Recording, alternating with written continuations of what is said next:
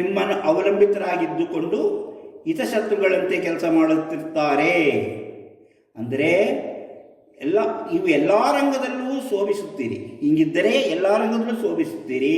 ಆದರೆ ಜನರು ನಿಮ್ಮಲ್ಲಿ ನಿಮ್ಮ ಸ್ನೇಹಿತರಂತೆ ಇದ್ದು ಗೆಳೆಯರಿದ್ದು ಅವಲಂಬಿತರಾಗಿದ್ದುಕೊಂಡು ಹಿತಶತ್ರುಗಳಂತೆ ಕೆಲಸ ಮಾಡುತ್ತಾರೆ ಎಂದು ತಿಳಿಯಬೇಕು. ಆದುದರಿಂದ ಎಚ್ಚರವಾಗಿ ಗೆಳೆಯರೊಂದಿಗೆ ವ್ಯವಹರಿಸುವುದು ಉತ್ತಮ.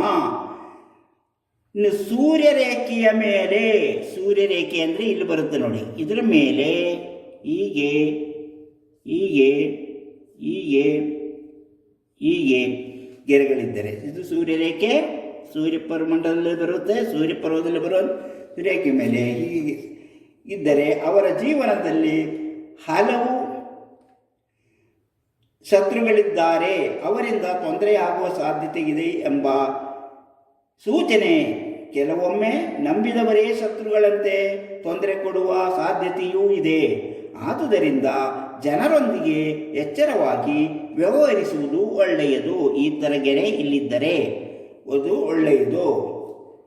ಗುರುಪರ್ವ ಉತ್ತಮವಾಗಿದ್ದರೆ ಶತ್ರುಗಳ ಆಟ ನಡೆಯುವುದಿಲ್ಲ. ಇದು ಗುರುಮಂಡಲ. ಗುರುಮಂಡಲ ಉತ್ತಮವಾಗಿದ್ದರೆ ಶತ್ರುಗಳ ಆಟ ನಡೆಯುವುದಿಲ್ಲ. ಇದು ಗುರುಮಂಡಲ.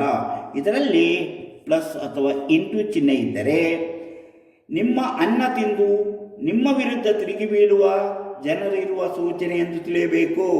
ನಿಮ್ಮ ಜೊತೆಯಲ್ಲೇ ಇದ್ದು ನಿಮ್ಮ ಅನ್ನ ತಿಂದು ನಿಮಗೆ ತಿರುಗಿ ಬೀಳುವ ಜನರಿರುವ ಸೂಚನೆ ಎಂದು ತಿಳಿಯಬೇಕು. ಆಯುಷ ರೇಖೆಯನ್ನು ಅನುಸರಿಸಿ ಹಿಂಗೆ ಒಂದು ರೇಖೆ ಇಲ್ಲಿವರೆಗೂ ಪೂರ್ತಿಯಾಗಿ ಬೆಳೆದಿರಬೇಕು. ಆಯುಷ ರೇಖೆ ಶುಕ್ರಪರ್ವದಲ್ಲಿ ಮತ್ತೊಂದು ರೇಖೆ ಪೂರ್ಣವಾಗಿ ಬೆಳೆದಿದ್ದರೆ ನಿಮ್ಮ ಪೂರ್ವಜರಿಂದಲೇ ಆರಂಭವಾಗಿರುವ ಒಬ್ಬ ವ್ಯಕ್ತಿಯ ದ್ವೇಷ ಅಥವಾ ಶತ್ರು ಈಗಲೂ ನಿಮ್ಮನ್ನು ಹಿಂಬಾಲಿಸುತ್ತಿದೆ. ಅವರಿಂದ ನಿಮಗೆ ಅಪಾಯವಾಗುವ ಸಾಧ್ಯತೆ ಇದೆ ಎಂದು ತಿಳಿಯಬೇಕು. ಆದುದರಿಂದ ಅಂತಹ ಶತ್ರು ಯಾರು ಎಂದು ತಿಳಿದು ಅವರ ಬಗ್ಗೆ ಎಚ್ಚರ ವಹಿಸುವುದು ಒಳ್ಳೆಯದು.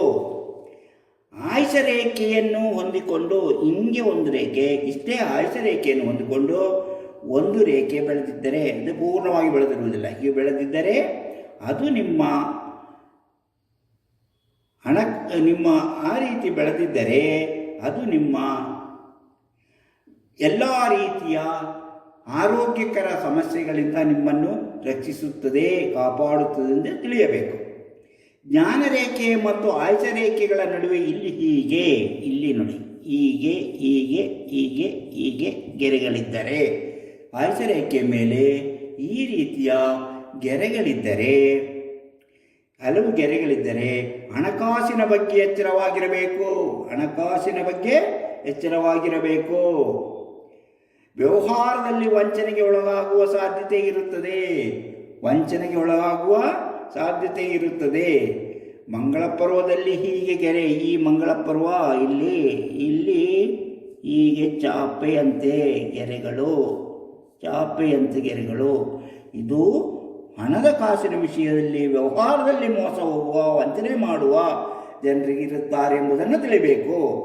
ಇಲ್ಲಿ ಹೀಗೆ ಗೆರೆಗಳಿದ್ದರೆ, ಈ ಚಾಪೆಯಂತೆ ಗೆರೆಗಳಿದ್ದರೆ ಆಸ್ತಿಗಾಗಿ ಇಲ್ಲವೇ ಶತ್ರುಗಳ ಉಪಟಳದಿಂದಾಗಿ ಕೋರ್ಟು ಕಚೇರಿ ತಿರುಗಬೇಕಾಗುತ್ತದೆ ಎಂದು ತಿಳಿಯಬೇಕು. ಈಗ ಇದು ನಿಮ್ಮ ಶತ್ರುಗಳ ಮತ್ತು ತೊಂದರೆ ಕೊಡುವ ಜನರಿರುವುದರ ಬಗ್ಗೆ ತಿಳಿಸುವಂತಹ ವಿಚಾರವನ್ನು ಈವರೆಗೆ ಹೇಳಿದೆ ಎಂದು ತಿಳಿಯಬೇಕು. ಮೇಲೆ ಹೇಳಿದ್ದೆಲ್ಲವೂ ಸಾಧ್ಯತೆ ಎಂದು ತಿಳಿಯಿರಿ. ಇದು ನಡೆಯುತ್ತದೆ ಅಂತ ಹೇಳುವುದಿಲ್ಲ, ಇದೆಲ್ಲವೂ ಸಾಧ್ಯತೆ ಅಂತ ತಿಳಿಯಬೇಕು. ಈ ಸಾಧ್ಯತೆಗಳು, ಈ ಹಸ್ತದಲ್ಲಿ ನೋಡುವಂಥ ಸಾಧ್ಯತೆಗಳು ಅಥವಾ ನಿಮ್ಮ ಒಳ್ಳೆಯ ಕಾರ್ಯಗಳು ಆಗಬೇಕಾದರೆ ನೀವು ಅದಕ್ಕಾಗಿ ಪ್ರಯತ್ನಿಸಬೇಕು. ಇಂತಹ ಕೆಟ್ಟ ಕೆಲಸಗಳು ಬಲು ಬೇಗನೆ ಆಗುತ್ತದೆ. ಆದುದರಿಂದ ಎಚ್ಚರ ವಹಿಸಬೇಕು. ಇದು ಸಾಧ್ಯತೆಗಳು ಅಂತ ತಿಳಿಬೇಕು. ಇದು 100% ನಾನು ಹಾಗೇ ಆಗುತ್ತೆ ಅಂತ ಹೇಳ್ತಾ ಇಲ್ಲ, ಎಲ್ಲೋ ಇದು ಸಾಧ್ಯತೆಗಳು ಮಾತ್ರ ಹೇಳ್ತಾ ಇದ್ದೀನಿ. ಇಂತಹ ಮತ್ತೊಂದು ವಿಡಿಯೋದೊಂದಿಗೆ ಮತ್ತೆ ಬರುತ್ತೇನೆ. ಈ ವಿಡಿಯೋ ನಿಮಗೆ ಇಷ್ಟವಾದರೆ ಲೈಕ್ ಮಾಡಿ, ಶೇರ್ ಮಾಡಿ. ಇನ್ನೂ ಸಬ್ಸ್ಕ್ರೈಬ್ ಮಾಡದೇ ಇರುವವರು ಸಬ್ಸ್ಕ್ರೈಬ್ ಮಾಡಿ. ಇಷ್ಟು ಹೊತ್ತು ಈ ವಿಡಿಯೋ ನೋಡಿದ ನಿಮಗೆ ನಿಮಗೆಲ್ಲರಿಗೂ ಧನ್ಯವಾದ. ಅಭಿಪ್ರಾಯ ತಿಳಿಸುತ್ತೀರಲ್ಲವೇ? ಇದರ ಅಭಿಪ್ರಾಯ ತಿಳಿಸುತ್ತೀರಲ್ಲ?